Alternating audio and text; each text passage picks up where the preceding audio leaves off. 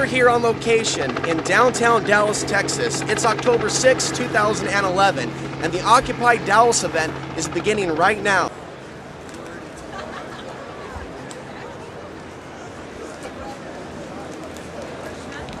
I don't know about any of you, but I'm ready to be here for a very, very long time. With an economy this bad, not just a few people are affected, millions of people are affected. That means there's going to be a lot of opinions.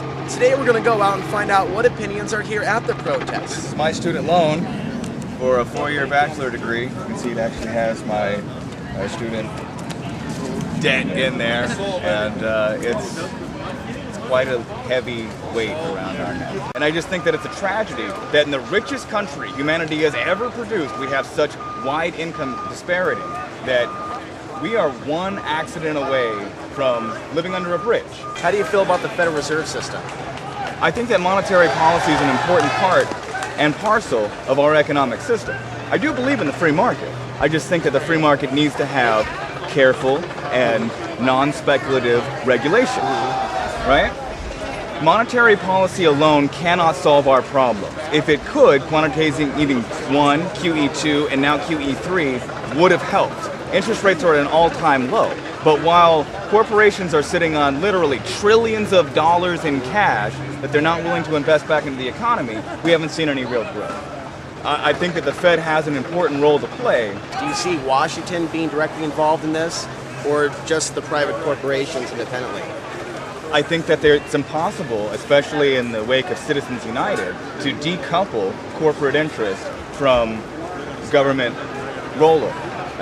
You see it all the time in former congressmen or administration officials moving directly into corporate structures and then directly onto K Street and then back into the private sector and then back into the public sector.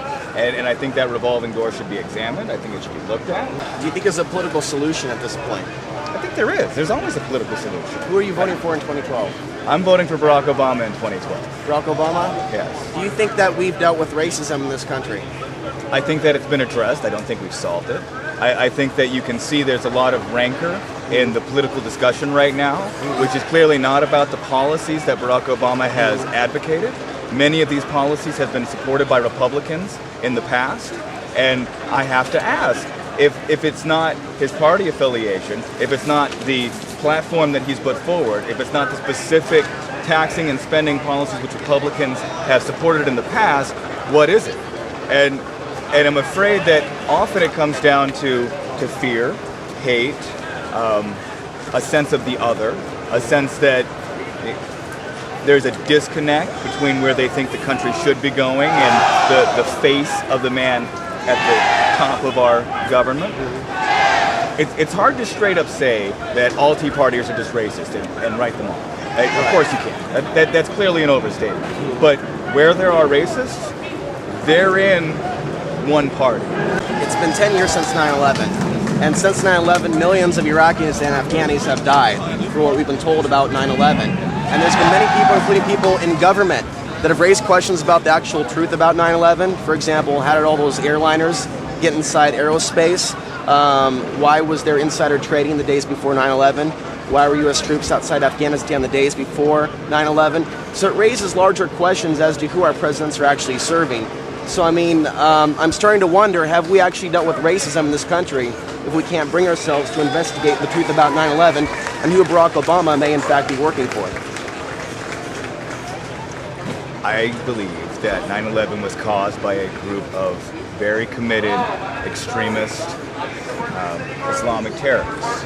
And I do not think that there was any federal involvement that would lead this thing to have happened without trying to prevent it. Well, since Barack Obama has been elected, there's actually more U.S. troops now in Afghanistan than when Bush left office. I'm not a fan of Bush either. That's right. Do you think Barack Obama has honestly worked to curtail the war or bring the troops back? Or do you feel also misled and deceived by the actions going on by Washington today. I'd like to say something in regards to that. Barack Obama never claimed he was going to get troops out of Iraq or Afghanistan. He did. No, he did not. In his actual language, if you looked at it closely and his literature online, he was not about an out. He was about a very slow withdrawal that could take 10 to 20 years. That was his con all along. It was a point I disagreed with in the election process, but I agreed with more points than not, and I certainly wasn't about to vote for John McCain and have Bush too. However, it was a compromise in that regard. Do you believe that they were actually debating the 2008 election, that they weren't actually working for the same people, McCain and Obama? They're all working for corporate interests, I mean, in that sense. But are they working for the exact same people? No. How do you feel about the U.S. Patriot Act? I am against the Patriot Act, and I think that was one of our grandest mistakes. Obama has reauthorized the Patriot Act. I do know that. And he did campaign Yes. on the statement that he would end the Patriot Act, and he said it with passion, like he actually believed what he was saying. Right. Or wanted Obama people to has believe. not fulfilled a lot of the promises, but there were other promises that he was very crafty in the way he worded it, and people believed one thing when his literature said something else. Right, to close Guantanamo Bay. I think that his rhetoric was farther left than his policies. I think that the tone of the campaign was a lot more liberal than his actual positions. Are you open to entertain the possibility that he's been placed in power to create divisiveness within the nation based on whether someone likes the president or not, when in fact the same policies get expanded? In other words, debating for years over whether someone likes a politician or trusts a politician when the same agenda rolls forward. Are you open to the idea that that's in reality what's going on here? That this is a big setup for us to fight each other as the whole house of cards comes down. I think that belief in conspiracy theories gets us no farther than belief in the Catholic Church Going back to or in our any question religious with 9/11, do you think we've dealt with racism in this country? No, I do not. I think that by saying that there are people in power pulling strings and that there's a Do you conspiracy believe there's a new world order? Do you believe that people is have made statements about a controlling. new world order that are available on the internet on YouTube, like Gordon Brown, like Bill Clinton, like George Bush Sr.? I think it's and like Jr.? God. If Do you there believe wasn't, that there's a wait, conspiracy to have sir, more power? let me finish my point. I believe it's like a God. If there was not one, there would be the need to create one to control, but it can be just an illusion just as much as God is an illusion. Okay. So even if there didn't, they would invent it, because you can control the populace by making them think there's conspiracy theories everywhere. So whether there is or not, it's a backwards argument, just like the argument over God or not. So there is a conspiracy, but the conspiracy is to make us think there's a conspiracy. Possibly. But I mean, if you would drop that information, you would leak it intentionally, just like you would About both parties, the whole corrupt system, Democrats and Republicans. Yes. Okay, so you're not going to be re-electing Obama in 2012. I might still be re-electing Obama in 2012. It depends on this next year. Could this be a big ploy to divide the country as the house of cards comes crashing down? The biggest practical joke on everyone. To tell people we're moving ahead. This house of cards has been being built for 200 years. Organic systems are very complicated. It's not a new system, you're right. It's not a new system, and each generation does the best it can with the pieces that it has. But the thing is, if you try to change pieces of the system, you have to be really careful about it. And I understand where they're coming from. I know why they're scared. Okay, when people bring up the Federal Reserve, for example, do you see that as a significant part of the argument? The private banking corporation? Corporation.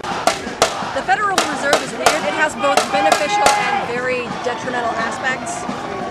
It does, to some extent, help stabilize a very destabilizing way that we run our banks. And I agree that the Basel III protocols are probably one of the better things that we could do, as well as like decreasing the role of the Fed until we can eventually phase it out. We shouldn't need the Fed forever. It should never have been a thing that we just instituted as writing a blank check and saying that this is a permanent part of how America is going to run its financial industries. And I don't know what the answer is, whether it's in the Fed, this, that, and the other, but what would you like to see happen for there to be more equality? I would like for there to be more equality. I would like for, the bank tax, the financial transactions tax that Europe is proposing. There are a lot of good ideas going around, and if we implemented even a few of them, it would drastically improve the lot of the 99%. also, it would improve, in a weird way, the lot of that 1%. Because you know what? There are people who have trillions of dollars and they're still not happy. They're afraid of the system destabilizing, and they should be. They've built that house of cards and they're living on the top of it. And when it comes down, they'll come down with it. And I get why they're scared. But you know what? They knew that these practices were unsustainable when they were doing them. And now it's come due. And they need to help us re-leverage this system. Do you think Ron Paul is electable? I do think he is electable.